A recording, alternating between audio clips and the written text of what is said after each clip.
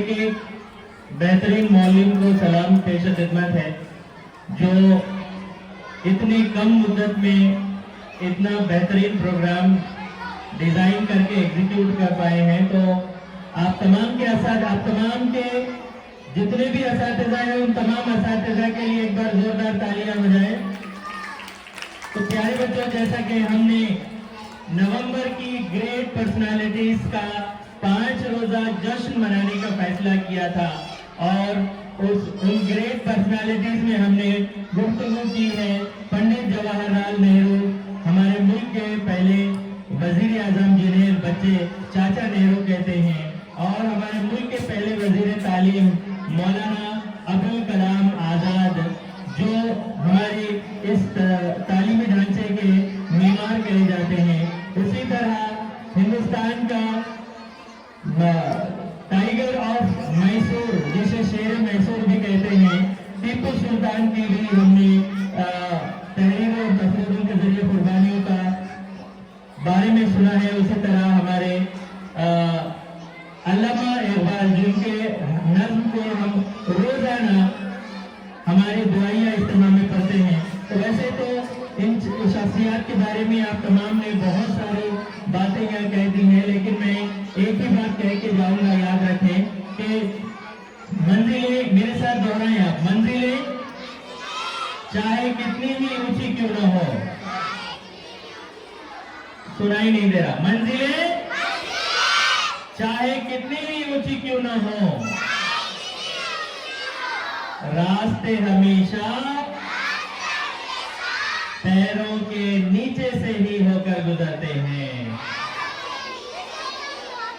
हाँ जी हाँ बच्चों, रूमी कहते हैं कि तुम जब हार जाते हो जब तुम कोशिश करना छोड़ देते हो। तो आप तमाम की कोशिशें रंग लाएं और आप हमेशा फूले फले।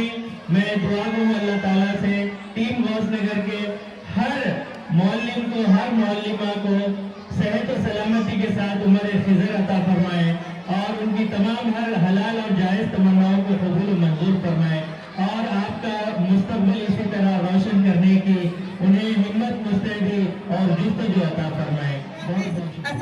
उस्ताद को जो इस इदारे की मजबूत बुनियादों में से एक है, जिनकी रहनुमाई और मेहनत ने इस स्कूल को हमेशा तरक्की की राह दिखाई। ना पूछो गुफ्तगू में क्या असर रखता है वो, ना पूछो गुफ्तगू में क्या असर रखता है वो, संगे दिल को मोम करने का हुनर रखता है वो, संगे दिल को मोम करने का हुनर रखता है वो। तेरी खुशबू नहीं मिलती, तेरी खुशबू नहीं मिलती, तेरा लहजा नहीं मिलता, हमें तो शहर में कोई तेरे जैसा नहीं मिलता, हमें तो शहर में कोई तेरा जैसा नहीं मिलता। मैं रफी सर से गुजारिश करती हूँ कि वो स्टेज पर तशरीफ लाए। अस्सलाम वालेकुम वरहमतुल्लाहि वबरकातुहू। वालेकुम अस्सलाम वरहमतुल्लाहि वबरकातुहू।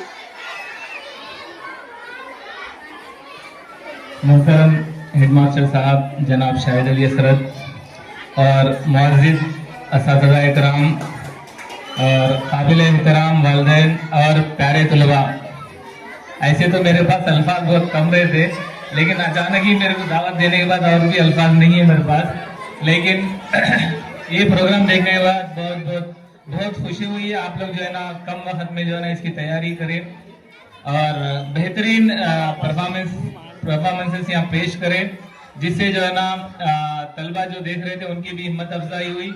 और मैं जो भी बच्चे यहाँ पे तकारीर पेश करें और ड्रामा पेश करें उनको बहुत बहुत मुबारकबाद पेश करता हूँ।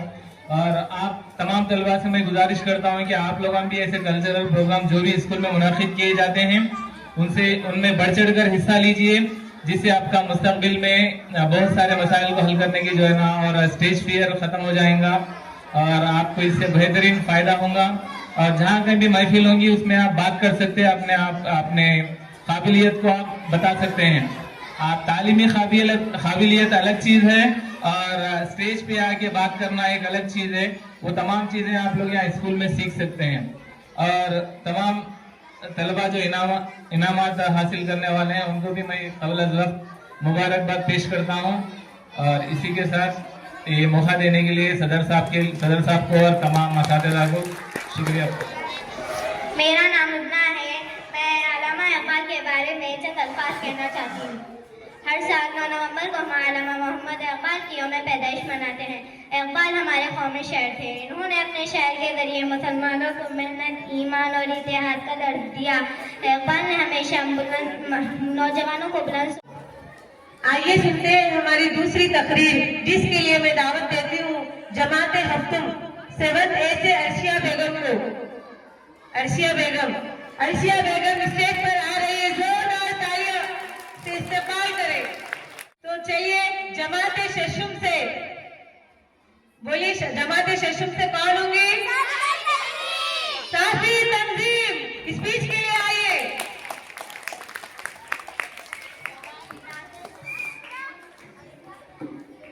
अस्सलामुअलैकुम रहमतुल्लाहि व बरकातहू। मेरा नाम साफी तंजीम है, जमात शशुम बी की तालिबे इल्म हूँ। अल्लामा मोहम्मद इकबाल 9 नवंबर 1877 ईस्वी में सियालकोट में पैदा हुए। इब्तदाई तालीम अपने आबाशी शहर से हासिल की और शमसुल अलवा मौलवी मीर हसन की शागिर्दी का शर्फ हासिल किया। FA पास करने के बाद आप लाहौर आ गए और यहाँ BA का इम्तिहान इम्तियाजी हैसियत से पास किया।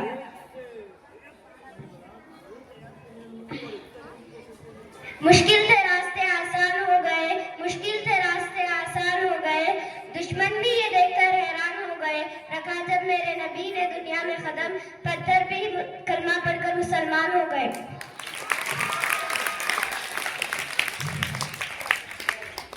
झूठ बोलना आसान है, छुपाना मुश्किल है।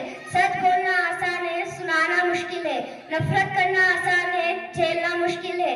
इंसान कहलाना आसान है, इंसान बनाना मुश्किल है। शुक्रिया। बहुत खूब, माशाल्लाह। और मेरे अजीज साथियों, अस्सलामु अलैकुम। क्या है कशाफ बनकर उभरे हैं, शम्स व कमर कहलाते हैं। क्या है कशाफ बनकर उभरे हैं, शम्स व कमर कहलाते हैं। हम जिन राहों से चलते हैं, नक्शा कदम छोड़ाते हैं। आज की इस यादगार महफिल में मेरी तकरीर का उन्वान मौलाना अब्दुल कलाम आजाद की शख्सियत, मुजाहिरीन आजादी हिंद की नजर में सामान्य कायनात के मकी अपने पस्तियों को बुलंदी तक पहुंचा देते हैं और हमें मंजिल से दूर नाकामी का सारा में भटकने लगती है। फिर कुदरत इनकी मदद के लिए ऐसा तकलीफ करता है जो नादर और नायाब होती है। जब हिंदुस्तान की आजादी को अंग्रेज कौम का कहर लग चुका था, गुलामी की जंजीरें बेड़ियां बनकर कौम को बेदस व बाह कर चुकी थी, उस वक्त एक ऐसी आवाज को इन्होंने साबित हुई। वो आवाज उस मर्द मुजाहिद की थी जिसे दुनिया मौलाना अब्दुल कलाम के नाम से जानती और पहचानती है। उस मौलाना आजाद किसी मोहताज तारुफ नहीं बल्कि मुजाहिरीन अपने दुख को आका का दुख समझा और सुख का वतन की खुशी मना लिया। सामाईन, मौलाना आजाद की शख्सियत में 50 खुसूसियात का मजमुआ थी। वो एक बेहतरीन आलिम खुतूब मुफक्किर दानिश्वर थे और दूसरी तरफ वो बेहतरीन दानिश्वर, सियासतदार, कौमी वली रहनुमा, माहिर तालीम और मुजाहिरीन भी थे। ये कहना मुश्किल है कि उनकी कौन सी खूबी तमाम खूबियों पर हामिल है। इसी के साथ मैं मेरी एक शेर के साथ मेरी तकरीर खत्म करूंगी। तू मर गया फिर भी जिंदा है सफन तेरा, तू मर गया फिर भी जिंदा है सफन तेरा। बरसों तेरे हर लफ्ज के पैमाने बने अफसाने बनेंगे। जो लोग तेरी तर्ज सियासत से खफा है, जो लोग तेरी तर्ज सियासत से खफा है, वो भी तेरे तहजीब के दीवाने बनेंगे। शुक्रिया। शानदार, बहुत खूब, बेहतरीन। आपका अंदाज़े बयां वाकई बहुत खूबसूरत था। आपने हम सब के दिलों में एक नया जज्बा, नई लगन पैदा कर दी। आइए अब इसी तरह एक और जमाते हफ्तुबी से हूँ। आज 14 नवंबर है और हम सब यौम इक़बाल मना रहे हैं। सबसे पहले मैं आप सबको यौम इक़बाल की बहुत बहुत मुबारकबाद पेश करती हूँ। यौम इक़बाल तमाम बच्चों के लिए एक खास दिन है। ये हमारे मुल्क के पहले वजीर आजम पंडित जवाहरलाल नेहरू की सालगिरह के मौके पर मनाया जाता है। इन्हें बच्चों से बहुत मोहब्बत थी। बच्चे इन्हें प्यार से चाचा नेहरू कहकर पुकारते थे। ये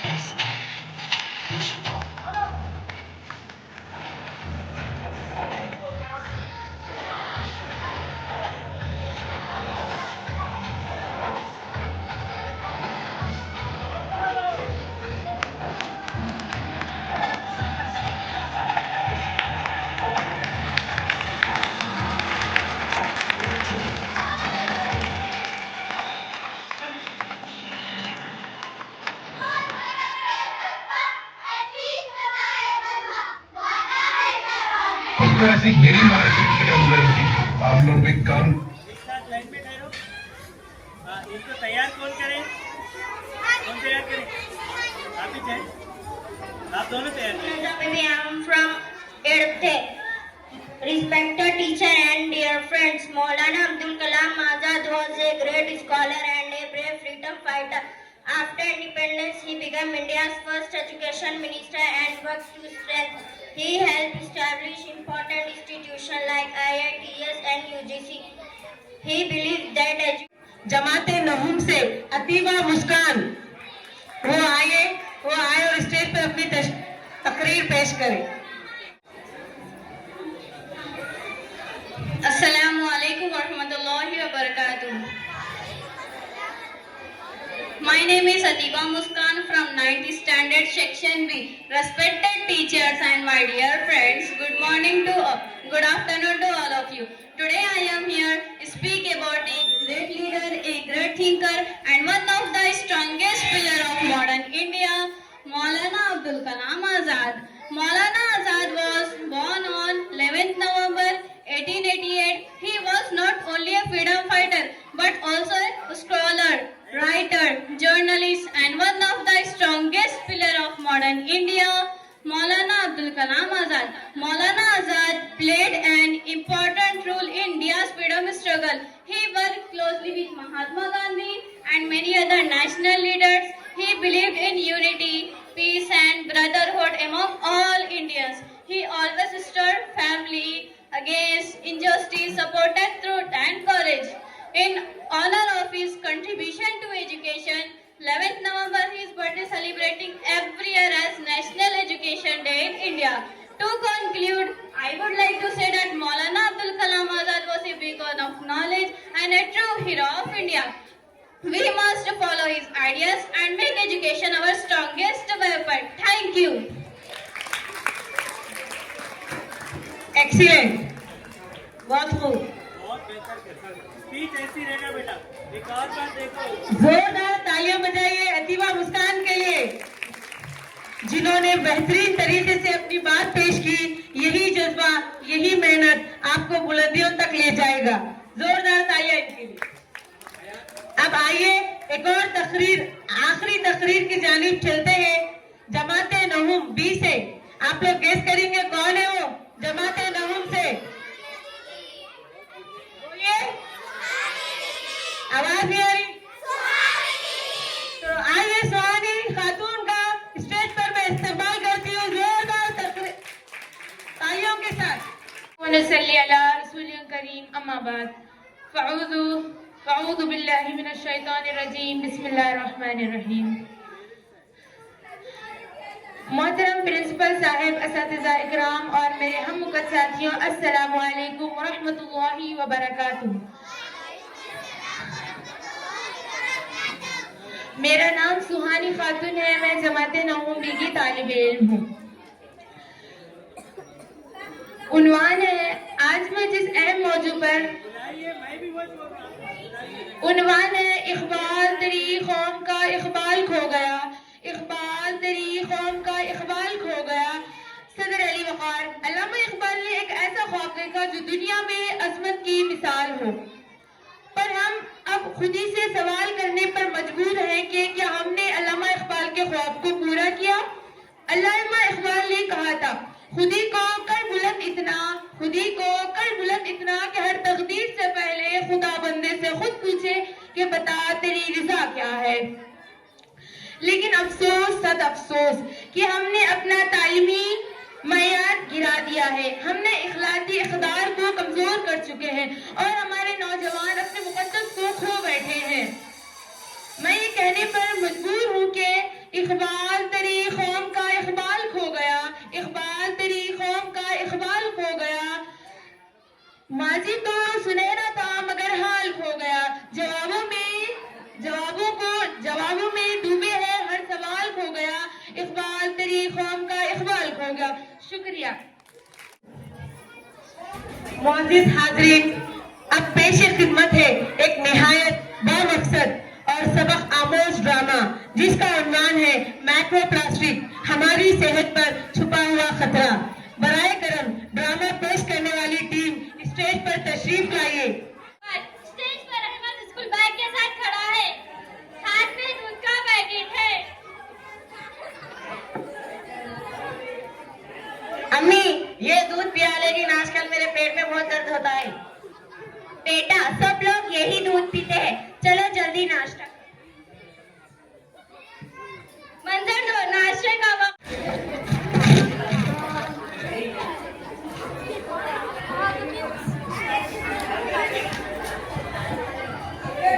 हमारे घरों में रोज सुबह की शुरुआत दूध की पैकेट से होती है, मगर क्या हम जानते हैं इसी पैकेट में छोटे छोटे माइक्रो प्लास्टिक के जरूरत होते हैं जो हमारे खाने में गिर जाते हैं, जिसको हम खा जाते हैं। मंजर 3, स्कूल साइंस क्लास। टीचर हाथ में मॉडल या चार्ट लिए दाखिल। बच्चों, दुनिया में एक इंसान एक हफ्ते में औसतन 1 क्रेडिट कार्ड जितना प्लास्टिक अपने जिस्म में लेता है। ये कहाँ से आता है? दूध की पैकेट, हाँ, और चिप्स की पैकेट, पेपर कप जिनकी अंदरूनी टैग प्लास्टिक की होती है, चिप्स, बिस्किट्स के पैकेट्स, बिरयानी खाना अल्युमिनियम फॉइल में लपेट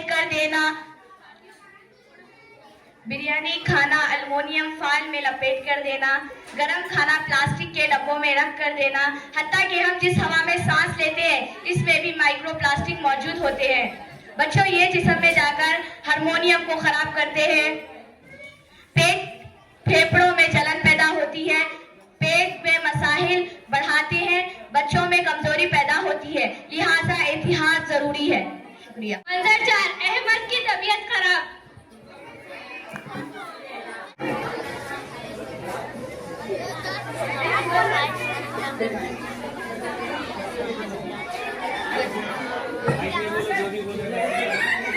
बेटा, आप ज्यादा चिप्स, कोल्ड ड्रिंक और प्लास्टिक के पैकेट वाले ज्यादा चीजें तो नहीं खाते? जी डॉक्टर साहब। इसीलिए पेट में जलन, कमजोरी, थकान हो रही है। प्लास्टिक खामोश जहर है, अभी तो असर कम है, आगे चलकर यह खतरनाक हो सकता है। मंजर 5, तब्दीली का ऐलान। दोस्तों, हम आज से कोशिश करते हैं कि प्लास्टिक का कम इस्तेमाल करेंगे। हम पानी घर से लाएंगे स्टील की बोतल में। हम गरम खाना प्लास्टिक के टिफिन में नहीं लाएंगे। हम पैकेट वाली चीजें कम खाएंगे। हम हमारे घर में भी सबको बतलाएंगे। अगर हम सब बदल जाएंगे तो पूरा माहौल बदल जाएगा और पूरा शहर भी बदल जाएगा। आखिरी, प्लास्टिक कम करो, सेहत बचाओ। प्लास्टिक कम करो, सेहत बचाओ।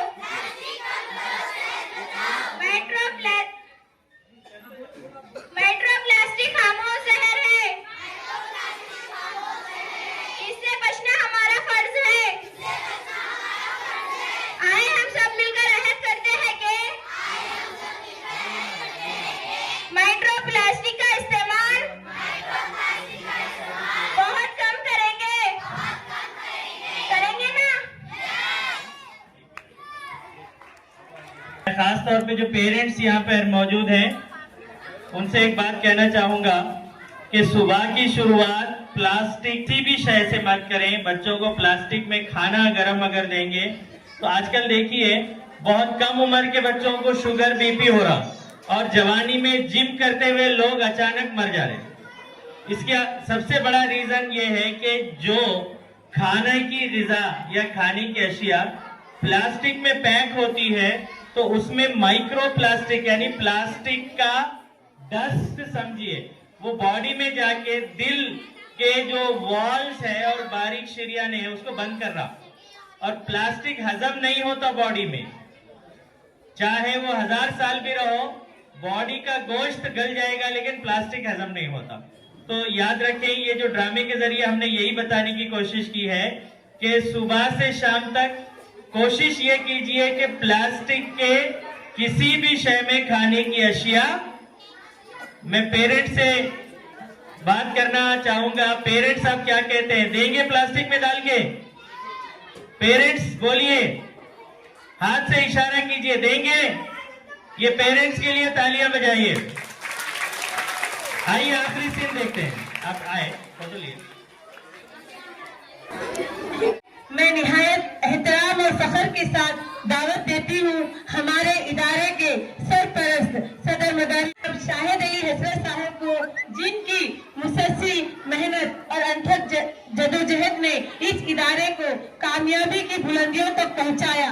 नजर नजर में उतरना कमाल होता है, नजर नजर में उतरना कमाल होता है, नफस नफस में बिखरना कमाल होता है। बुलंदियों पर पहुंचना कोई कमाल की बात नहीं, बुलंदियों पर पहुंचना कोई कमाल की बात नहीं, बुलंदियों पर ठहरना कमाल होता है।